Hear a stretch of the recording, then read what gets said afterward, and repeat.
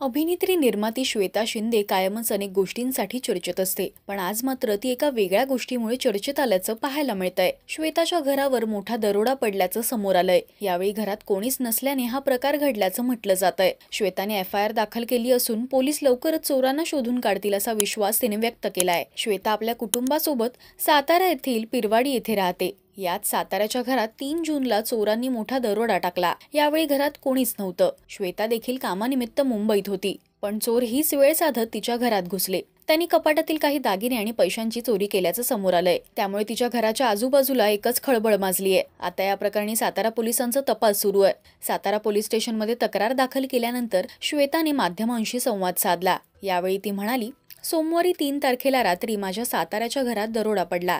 त्यासाठी मी तक्रार करायला आलीये। 10 तोळे सोनं आणि पैसे चोरीला गेलेत, पण एकूण किती मालमत्ता चोरीला गेलीये हे मला माहित नाहीये। आईच्या जेवढं लक्षात आहे तेवढं तिने सांगितलंय। नशीब चोरी झाली त्यावेळी ती घरात नव्हती, त्यामुळे तिला कुठलीही दुखापत झालेली नाहीये। आता मी पोलीस अधिकाऱ्यांना भेटलीये। इथली पोलीस यंत्रणा सशक्त आहे, त्यामुळे या प्रकारातील गुन्हेगार लवकरच पकडले जातील अशी माझी भावना आहे। श्वेताची निर्मिती असलेल्या अनेक मालिका आजवर प्रेक्षकांच्या भेटीला आल्या, तर लवकरच तिची लाखात एक आमचा दादा ही नवी मालिका येणार आहे। मराठी टेलिव्हिजन विश्वातील बातम्या, अपडेट्स आणि गॉसिपसाठी तुम्ही सबस्क्राइब करा राजश्री मराठी शोबज।